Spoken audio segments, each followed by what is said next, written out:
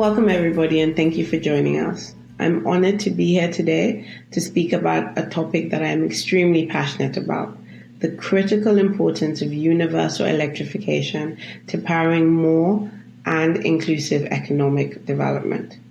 Before I begin, I'd like to thank our distinguished panelists who are going to speak today. I'd also like to thank Raj for inviting me to deliver these opening remarks. He is truly my comrade in arms in our shared quest to alleviate global energy poverty. Our focus today underscores the importance of data to identify the energy poor.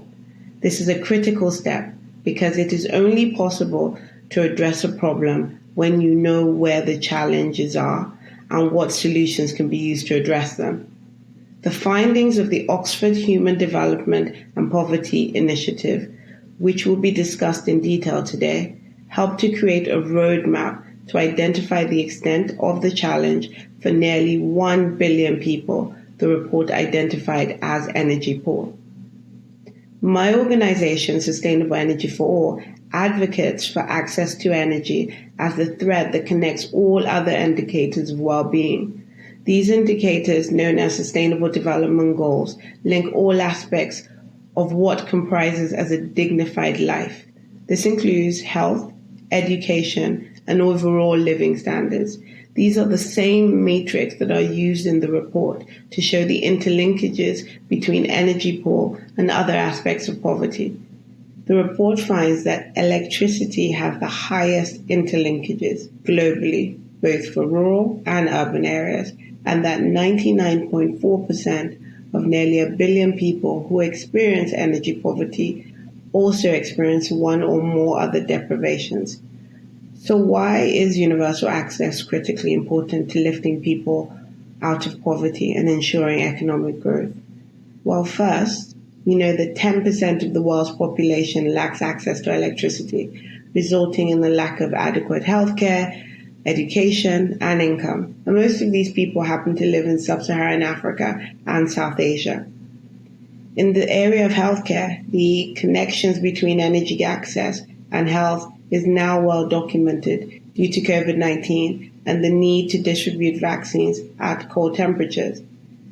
Globally, 60% of health facilities in 46 low-income and middle-income countries were found to have unreliable power, which leads to nearly 300,000 deaths annually related to pregnancy and childbirth, which is frankly pretty unacceptable. We also know that there are some 3 billion people, mostly women and children, who are forced to cook with solid fuels such as wood. This results in indoor pollution, adds harmful greenhouse gas emissions to the environment, and causes some 4 million deaths annually, making it the second largest health risk in Africa. Lastly, the economic imperative is also well documented. We all know from every dollar invested in sustainable energy, a country is expected to earn an additional 93 cents of GDP growth, as well as the benefits for women. Access to sustainable energy, women can earn up to 59% more, which helps them support their families and also empowers women. The reason for addressing energy poverty is clear. It is clear that business as usual is not sufficient to achieve the targets of energy access by 2030. This is precisely why our focus this year is to drive global action in the last decade of action. With just 9 years to go till 2030, time is running out, but we all have a unique opportunity. This includes strengthening global agenda setting, supported by data, and partnerships like the one with the Rockefeller Foundation. We are also doing this through UN Energy Compacts, which are public and trackable commitments that shows actions that governments, cities, companies, civil societies, youth organizations, and global initiatives are going to take in support of the high-level dialogue on energy in September at ONGA. With these few remarks, I wish you a productive session that supports the pathways to eliminating energy poverty. Thank you. Thank you, Damilola, for those terrific remarks. And thank you all again for joining us for this 11th episode in the RF Breakthrough Series on the power to break the poverty cycle. I'm Sundaa Bridgett-Jones, a Managing Director for Policy and Coalitions at the Rockefeller Foundation. Ending energy poverty means ending poverty globally. Nearly 1 billion people are deprived of electricity and are classified as energy poor. And of the energy poor, 3/4 are also multidimensionally poor. Electricity is an important proxy for multidimensional poverty and one of its best predictors. No other indicator of the living standards dimension in the Global Multidimensional Poverty Index, or MPI, shows higher percentages of deprivations and multidimensional poverty. We have wonderful guests today to talk about the Oxford Poverty and Human Development Initiative's report on the interlinkages between multidimensional poverty and electricity. I'd like to welcome our guests. We have Dr. Shah, President of the Rockefeller Foundation. We have President Juan Manuel Santos, former President of Colombia and Nobel Peace Laureate, and Dr. Sabina Alkire, Director of the Oxford Poverty and Human Development Initiative. It's my pleasure to have this conversation with them on this terrific report that is out now. And I'd love to just jump in, and I'll start with you, Sabina, if I might. It would be great if you can tell us a little bit more about this Global Multidimensional Poverty Index, or MPI. What is it, and how is it used, and what role does electricity access play in it? Thank you so much, Sunday. I love the title of a breakthrough and how to break the poverty cycle. Because if you think of the poverty cycle and the lives of poor men, women, and children, often it's not characterized by a lack of just one thing, be it money, be it nutrition, be it housing, be it education, water, sanitation. But actually their experience is of a nexus, of a set of overlapping or clustered disadvantages that strike them at the same time. And so a multidimensional poverty measure tries to make a breakthrough first by putting some structure into the environment and recognizing the situation of poor people whose lives are, as Amartya Sen said, battered and diminished in many and various ways. So to be very concrete, the Global Multidimensional Poverty Index, which we co-developed with the UNDP Human Development Report Office, has 3 dimensions: health, education, and living standards. And there are 10 indicators. 2 in health, you're deprived if anyone in your house is undernourished, or if, very sadly, a child has died in the past 5 years. In education, you're deprived if a school-aged child is not attending school up to class 8, or if nobody in the household has completed 6 years of schooling. And in living standards, you're deprived if you lack water or sanitation, or cooking, you don't have clean cooking fuel, or good quality housing, or more than a few small assets, or if you are electricity deprived. So the Global Multidimensional Poverty Index includes these 10 indicators, and electricity is one of them, cooking fuel another. So it has a bead on energy poverty, but it also has a bead on the accompaniments of this poverty. And if you're deprived in 1/3 or more of these dimensions, then you're multidimensionally poor. So that's the measure, and we compute it every year for over 100 developing countries. In 2020, it was for 5.9 billion people living in 107 countries, and data on 106 countries include electricity. So that's what we're thinking of when we're talking about a breakthrough in poverty. But the question that we'll be discussing also is, what's the role of electricity deprivations, energy poverty, within this more complex environment? And it's really interesting.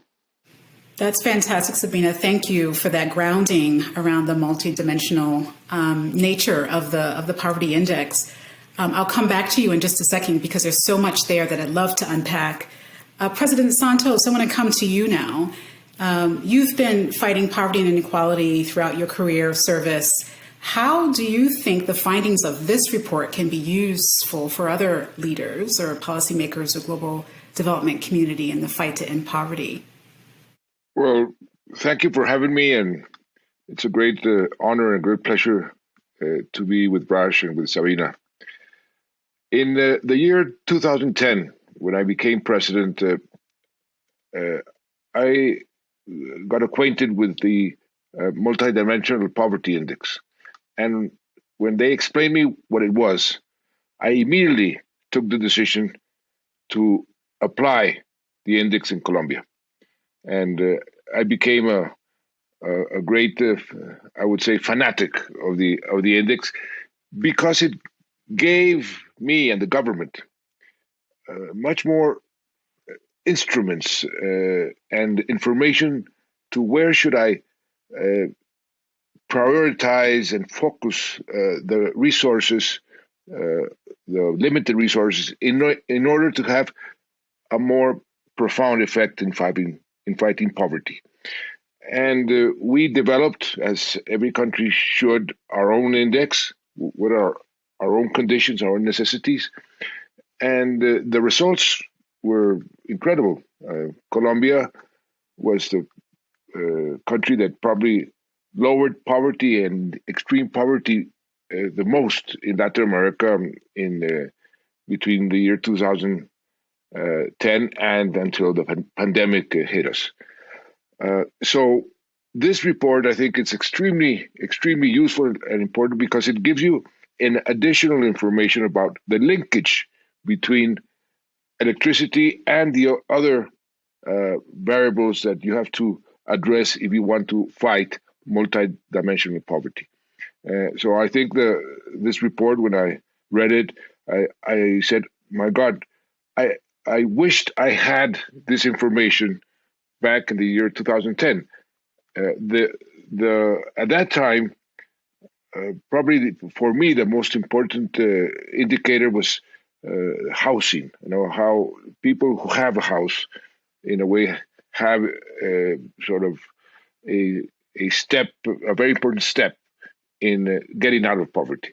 But this linkage of electricity and the other variables is extremely important. So I would not doubt in suggesting any leader, as I've been doing since I had my own experience in applying the index, and now paying special attention to energy poverty.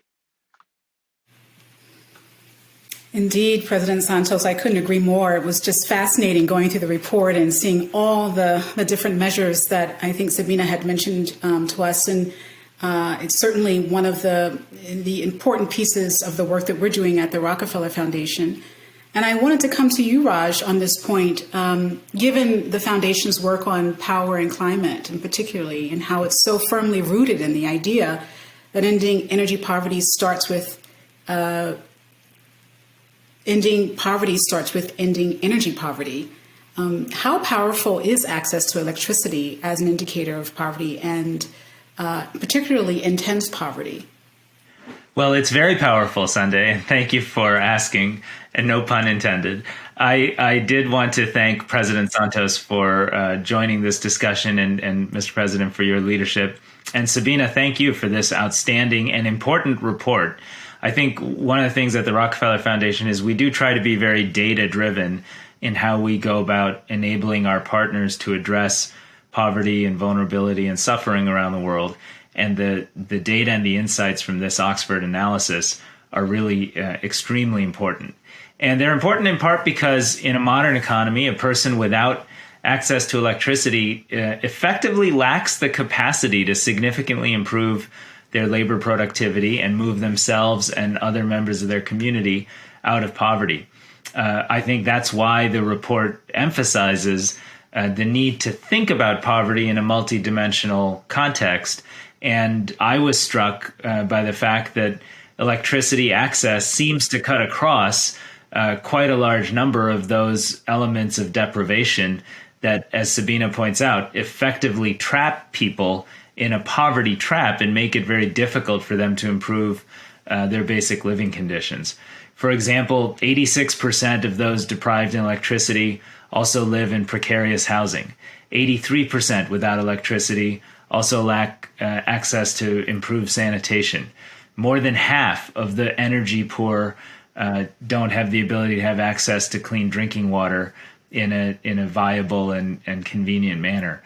This goes on, and it's something we've seen in our work across the world, which is why for us at the Rockefeller Foundation, making investments to address energy poverty and doing that in a manner that embraces renewable energy technology is such a huge priority. I mean, we really do believe that is one of the critical ways to unlock the improvement of living standards broadly, in part because just electricity improves living standards by improving labor productivity, but in part because of the multidimensional aspect of poverty and what it represents. So we're excited about this report. I think the world needs more such studies and analyses and tools so that decision makers and leaders can make informed decisions about how to set priorities.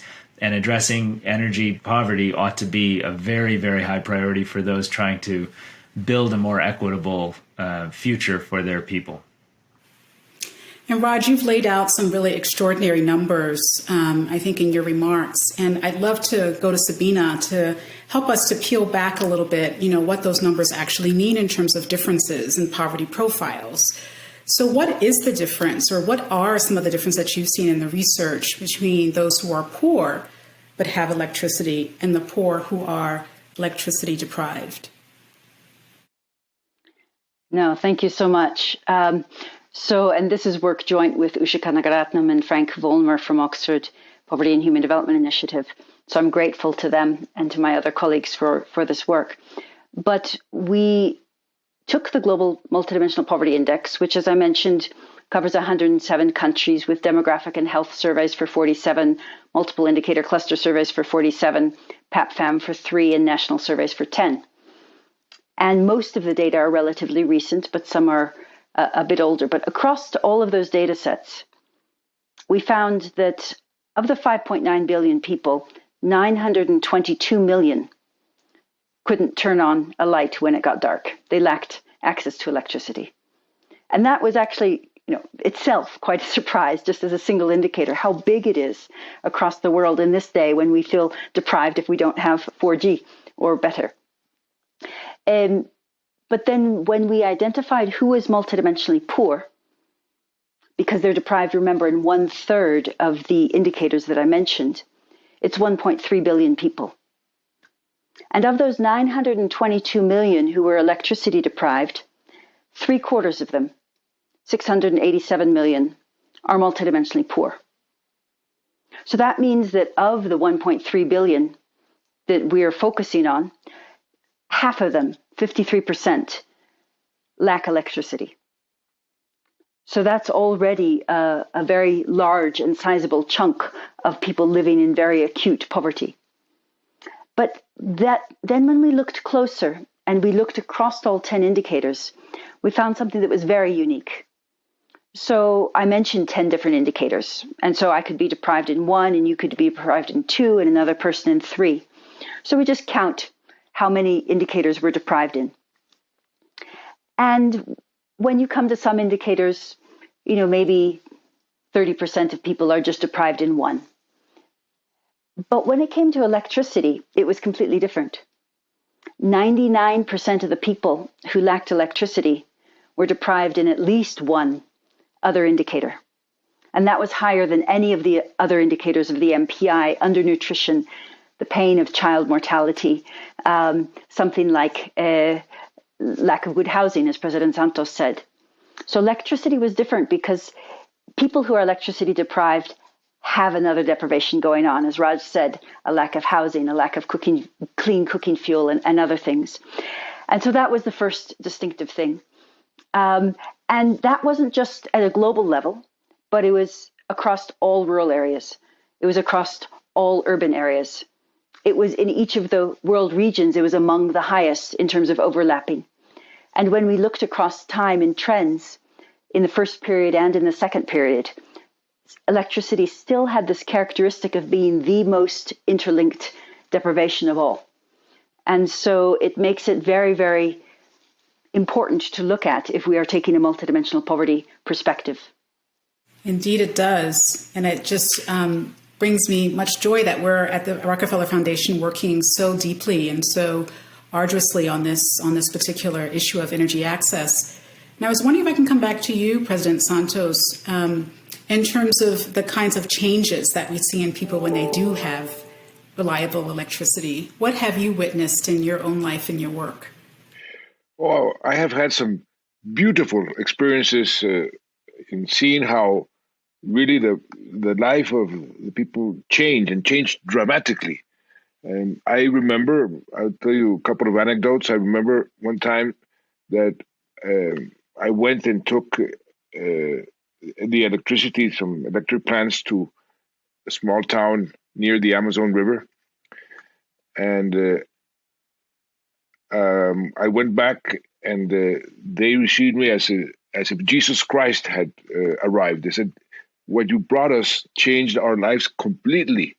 Now we can have cold water. Now we can cook. Now we can see the television and we can see the football games of our national team. And they were so happy and they were so grateful. Another anecdote. I remember some years back in the middle of the war, the director of the media lab in the University of MIT, Nicholas Negroponte, said, why don't we do an experiment? Why don't we take to a town that has never had any computers, take some computers and teach the kids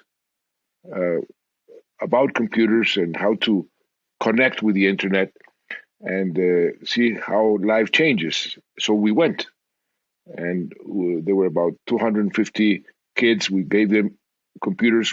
We took a plant to give electricity in order to be able to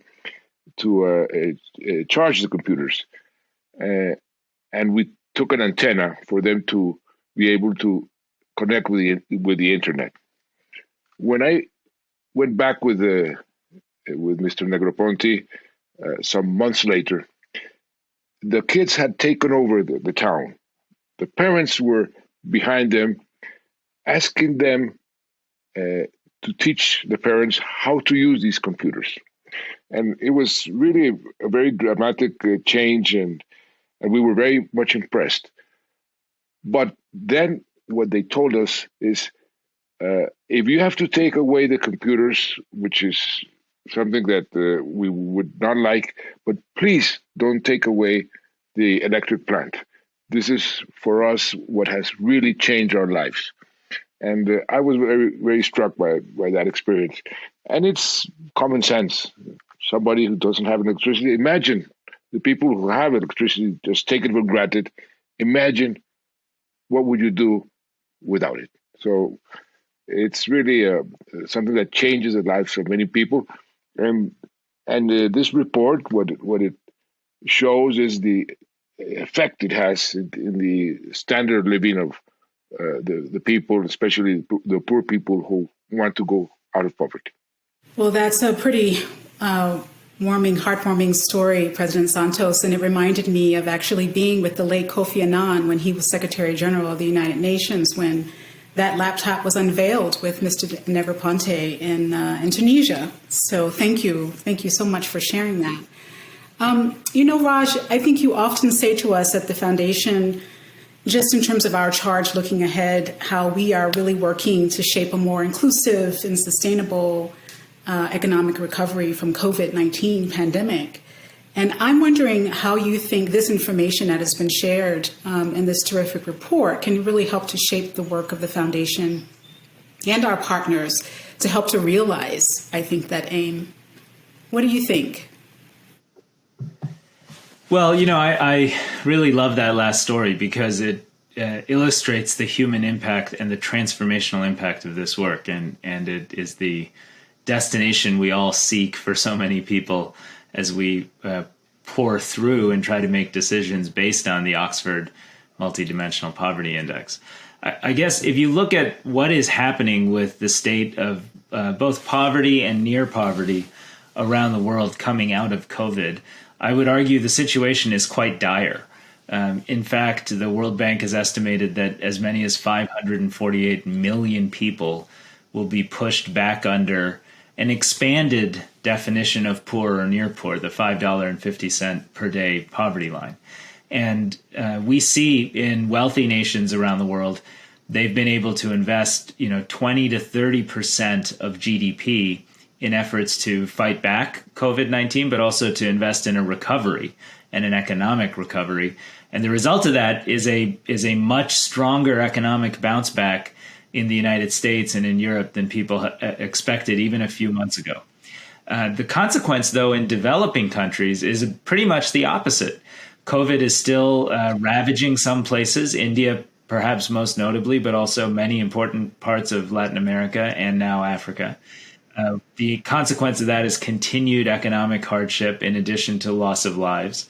And developing nations around the world have been able to do only 2% of GDP in efforts to fight back and efforts to support a recovery.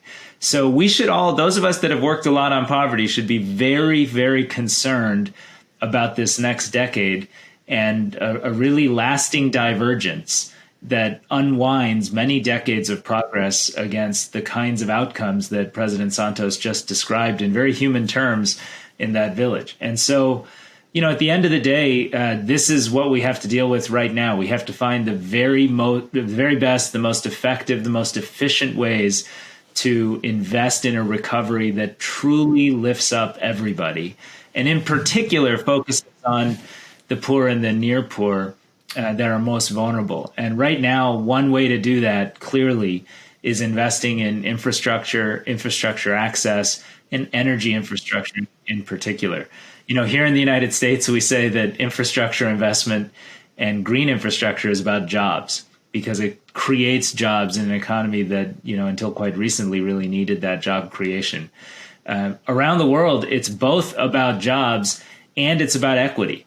Because if you have 1 billion people living without access to energy, I think Sabina said 1.3 billion, there are as many as 2 billion people that might technically have access, but it's so unreliable that you can't really depend on it for growing businesses and creating enterprise-led job growth.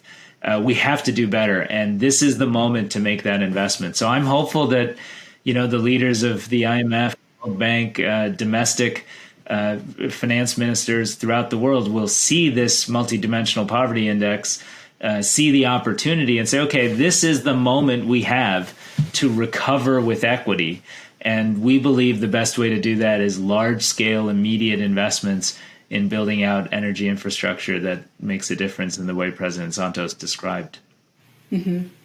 And would love to get you, President Santos, to share more in your perspective on this particular question, too, just in terms of how expanding energy access can support global recovery efforts. And in doing so, perhaps you can give us a little bit more insight from your reading of the report itself and from this research on multidimensional poverty and electricity access. What other questions came up for you? What other points came up from you from that report that you believe we should really pay attention to? Well, when I read the report and following on what Raj just said, there is an opportunity here, a very interesting opportunity. What is the world discussing right now? How to build back better. That's the word that it's mostly used. How to recover what was lost in poverty and extreme poverty, and the consequences have been devastating in my country and all around the world. You know the numbers better than I do. And what is also the next, or the biggest challenge, existential challenge, climate change, sustainability. So here you have an opportunity to address poverty through the multidimensional poverty index and concentrating because of the linkages in energy poverty, but at the same time producing that energy in a clean, sustainable way. And so I think this is a big challenge, but it's also a big opportunity because it will also increase the velocity of this transition that we have to do towards cleaner energies. And so you are combining sustainability, fighting climate change, and at the same time fighting deforestation, because poverty is one of the factors that promotes more deforestation. At the same time, building back from the terrible social consequences that the pandemic has left us. So I think this approach, and as Raj just mentioned, at the highest level, at the IMF, the G7, the G20, the G7, by the way, is producing a very aggressive statement that they're going to approve in the next few weeks, committing themselves to sustainability and committing funds in order to do that. So you can take advantage of that and tell them and tell the IMF and the multinational institutions, you can focus also in energy poverty, and at the lower level, at the base, also do a important job of teaching them how accessing to electricity in a sustainable way will be, in the long run, the best of all options and what is needed. So what I see here is a very interesting opportunity. The world is now trying to find ways where to concentrate their efforts, and I think this is one of the ways that they should concentrate their efforts and the resources that would bring the highest reward. Agreed. And Sabina, I'm wondering, for you to meet this opportunity that President Santos has just laid out, what are the next steps for this research? And what else do you think we need to explore relative to the Multidimensional Poverty Index? No, there's so much. And I think President Santos and Raj both touched on some of the key questions. I remember a couple of years ago, each year we do some case studies visiting families who live in poverty according to the global MPI to understand their situations. And there was this wonderful little girl, part of a family in rural Uganda, and they were not deprived in electricity. They had a solar light bulb. And so I think one question would be to return to the data and try to see how many people who have electricity, what of it is, renewable, what are the sources of electricity, and get clear on the renewable and the clean sources of energy, but also who may seem to have electricity, but actually they're large cuts at a household level. And so they actually don't have effective energy in all seasons of the year. And that's very important, because the other indicator we have in the global MPI is solid cooking fuel, because that is, of course, associated with acute respiratory infections and is a leading cause of preventable death, particularly for women and children. And what we find is that people may have electricity, but they continue to cook with solid cooking fuel, perhaps because it's intermittent, or perhaps they only have a light bulb. And so I think broadening the understanding, the sequence, because as President Santos said, this has environmental consequences in terms of relying on the forests for cooking fuel, and as well as health consequences. So looking at that, I think, is very important. And also, we must remember that, if people could not only have the electricity, but have, the cleanness, then that's not necessarily solving all of the multidimensional poverty. But electricity can be a very good way in, identifying people, and then having a whole government approach or a multi-sectoral approach, or some way of putting the person at the center of the intervention. But it, I think, is a very, very powerful component, a catalytic component of a multidimensional poverty reduction strategy. So I think we would love to do more research, quantitative. Of course, we don't have all of the data that we need. And so there's also would be a request perhaps for some of these data or these questions to be added. And then for more mixed method studies, so we can hear about people's lives and about their strategies, and have a conversation with faces as well as numbers. So I think there's a lot of research questions, but I think until we did this study, we didn't realize how distinctive and potentially really interesting and pivotal electricity deprivations are within the basket of multidimensional poverty. So studying the poor who are not electricity deprived, 47% of them are not, and what they have and don't, and also how to redress electricity deprivations in a way that is sustainable and coheres with the other priorities for climate and for equality and for a multidimensional approach. That's right. And I was just thinking about this year and how important it is to center this research and conversations around energy access and distributed renewable energy in particular in the context of the discussions on climate. And Raj, I wanted to give you the last word on this. This is such an important year with all eyes on COP26 in Glasgow in November.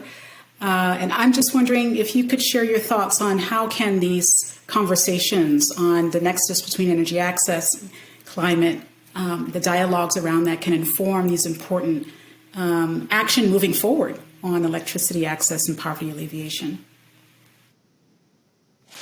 Well, thank you, Sunday. And I just, before I answer that, I want to kind of build on something Sabina said, which is we've seen in our clients and customers that are beneficiaries of our project work on energy access in India, that when a small business, for example, gets access to electricity, they're able to raise their revenues and profitability 50% right away. That leads to more job creation. We know that job creation leads to improvements in household income, and we see those improvements yielding more girls going to school, more investments in health and nutrition, investments in sanitation. So we've seen and we have data to substantiate what Sabina just said, that this intervention addresses the multidimensional nature of poverty. And I think you used the phrase is the right entry point. And I think that's been validated over, almost 500,000 customers of joint venture projects we have for our solar mini grid program in Northeast India. So that's exciting to see those insights become something that I hope becomes really widely understood within the development and governance landscape. I think specifically, Sunday, to your point, you're right. This year matters a lot. The world is trying to make a tremendous climate agreement at Glasgow at the COP26 meeting in November. And frankly, we've seen about a little bit less than half of the world's population and economies come together and embrace setting new targets to achieve a 1.5 degree centigrade increase. And about half are saying they can't join just yet. And most of those nations are developing or emerging economies, including large middle-income countries. And the reality is, I think as long as people believe renewable electrification and a green recovery are the luxuries of wealthy nations and wealthy populations after they've achieved their development via an industrial pathway, it'll be half and half. If we want the whole world in a genuine climate agreement, people have to believe, and they have to believe because we've made it true that in fact embracing a green development pathway is the best way to lift the income, living standards, and job opportunities available to populations that live in developing and emerging economies. We now know there are more than 500 gigawatts of coal under development, financing, or planning, new coal as we speak, which is basically going to unwind, most economies' transitions to a more green energy infrastructure. I would just argue that what we've seen in our work is that if you can provide renewable distributed electrification at 20 cents a kilowatt hour, maybe even 15 cents, as we're starting to do in India, if you can do that elsewhere, it is by far the most cost-effective and efficient way to provide productive electrification to rural communities and some urban communities around the planet. And we just need more people to innovate in that space, more people to come up with solutions that are green and empowering and uplifting of the poorest amongst us. And we need that to be codified as a real development pathway for 1 billion plus people on the planet. Not every leader is as data-driven and as equity-focused as President Santos. And so for most people, we need to just change the what is conventional wisdom and then let them embrace that new conventional wisdom. And that's what Sabina is doing with this report. It's what the whole Oxford team has done with such a strong focus on data and analytics in their work. And it's why we're proud to partner with Oxford and with so many others around the world in creating that new pathway forward. Well, thanks so much, Raj. That was a terrific way to conclude our conversation today. And thanks to all the panelists for joining us for this wonderful discussion and for giving us lots to think about as we move forward to action to COP26 in November. We encourage you all to join the conversation using hashtag RF Breakthrough and check out the full report on our website. Thank you all.